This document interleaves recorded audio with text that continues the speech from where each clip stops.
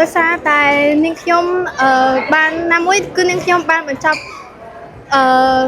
បាក់ឌុបរួចដូច្នេះហើយបន្ទាប់ពីបាក់ឌុបគឺនាងខ្ញុំមានគោលបំណងបន្តការសិក្សានៅឯបរទេសដោយសារតែនាងខ្ញុំគិតថាចំណេះវិជ្ជាគឺពិតជាសំខាន់ខ្លាំងមែនទែនទោះបីជាយើងរវល់ឬមួយក៏យើងចង់ធ្វើអីផ្សេងទៀតក៏ដោយប៉ុន្តែចំណេះវិជ្ជាគឺសំខាន់ហើយចំណេះវិជ្ជាគឺជាគោលដូច្នេះហើយគឺយើងអាចបោះបង់ចោលបានទេចា៎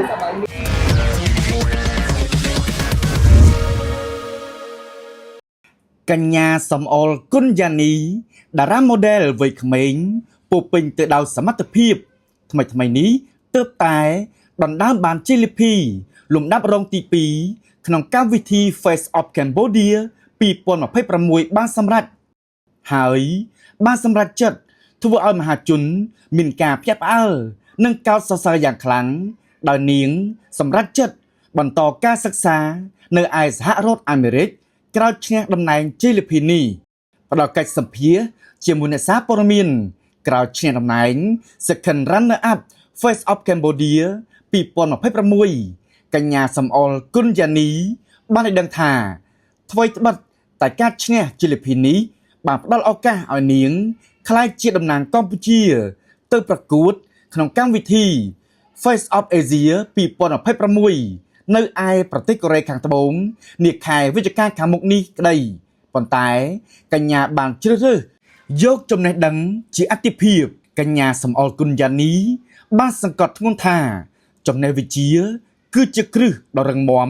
បំផុតសម្រាប់ជីវិតដែលអាចឲ្យនាងជួយដល់ខ្លួនឯងគ្រួសារនិងរួមចំណែក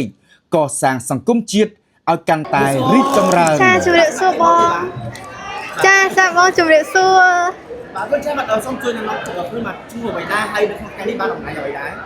ចានាងខ្ញុំគឺឈ្មោះសំអល់គុណយ៉ានីជាបេក្ខភាពពាក់ស្លាកលេខ FOC 20ហើយនៅក្នុងថ្ងៃនេះផងដែរនាងខ្ញុំទទួលបានជ័យលាភី Second Runner Up នៅក្នុងវគ្គប្រកួតប្រជែងផ្ដាច់ព្រាត់ក្នុងកម្មវិធី Face of Cambodia តែចំពោះលទ្ធផលដែលនាងខ្ញុំទទួលបាននាងខ្ញុំ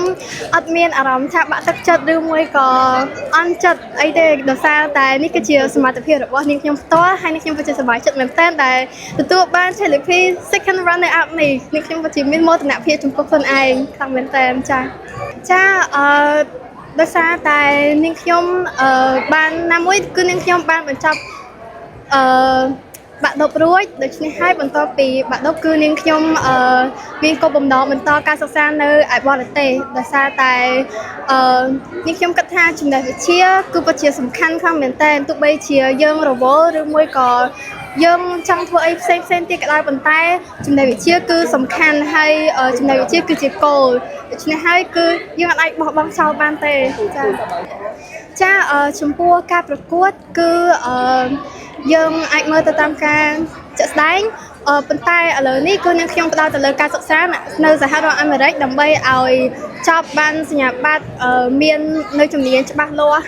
នៅឯសហរដ្ឋអាមេរិករួចសិនហើយបើសិនជានាងខ្ញុំមានឱកាសថ្ងៃក្រោយពិតមែននោះនាងខ្ញុំអាចនឹងចូលរួមម្ដងទៀតចា៎ចំពោះមុខជំនាញនាងខ្ញុំនឹងជ្រើសរើសមុខជំនាញវិទ្យាសាស្ត្រកុំព្យូទ័រដោយសារតែនាងខ្ញុំគឺចូលចិត្តខាងវិទ្យាសាស្ត្រហើយណាមួយទៀតដោយសារតែបច្ចុប្បន្ននេះគឺបច្ចេកវិទ្យាដើរឈានមុខគេខ្លាំងមែនតើគឺមានការរីកចម្រើនខ្លាំងដូច្នេះហើយនាងខ្ញុំគិតថាការជ្រើសរើសយកមកជំនាញវិទ្យាសាស្ត្រកុំព្យូទ័រគឺពិតជាមានប្រយោជន៍ហើយដើម្បីឲ្យនាងខ្ញុំអាចនឹងអភិវឌ្ឍខ្លួនឯងក៏ដូចជាអភិវឌ្ឍនៅសង្គមជាតិខ្មែរយើងផងដែរចាចំពោះចំណេះជំនាញដែលខ្ញុំរៀនបានពីសហរដ្ឋអាមេរិកនាងខ្ញុំបន្ទាប់ពីនាងខ្ញុំបញ្ចប់ការសិក្សានៅអាមេរិកទទួលបានចំណេះជំនាញនាងខ្ញុំអាចនឹងមកប្រទេសកម្ពុជាវិញដើម្បីនឹងបង្កើតនៅរបបកំភើញថ្មីដែលនាងខ្ញុំបានរកឃើញដើម្បីមកអភិវឌ្ឍខ្លួនឯងគ្រួសារដូចជាសង្គមជាតិហើយចំពោះការទៅសហរដ្ឋអាមេរិកផងដែរនាងខ្ញុំនឹងនាំនាងខ្ញុំក៏មិនភ្លេចនាំយកនៅអ្វីដែលនាងខ្ញុំចេះដូចជាក្បាច់គុនរបស់កតោរបាំអប្សរារបាំជូនពរ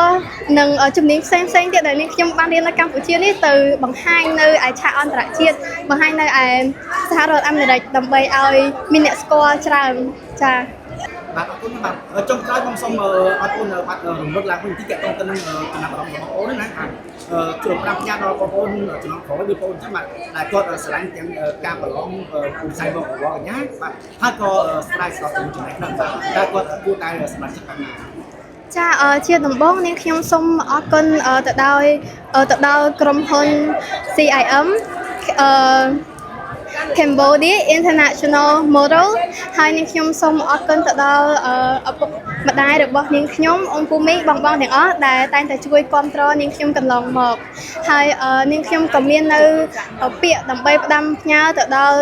យុវនារីយុវជនយើងចំនួនក្រោយផងដែរថាយើងអាចធ្វើអ្វីដែលយើងស្រឡាញ់បានប៉ុន្តែការសិក្សាក៏នៅតែជាកត្តាសំខាន់ផងដែរអញ្ចឹងយើងមិនអាចបោះបង់ចោលការសិក្សា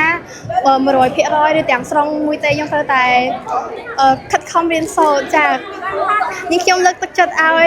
យុវជនចំនួនក្រោយគឺខិតខំប្រឹងប្រែងរៀនសូត្រចា៎ដើម្បីទទួលបានចំណេះដឹងដើម្បីនឹងអភិវឌ្ឍខ្លួនឯងគ្រួសារហើយនិងសង្គមជាតិរបស់យើងទាំងអស់គ្នាចាសូមអរគុណ អរគុណច្រើន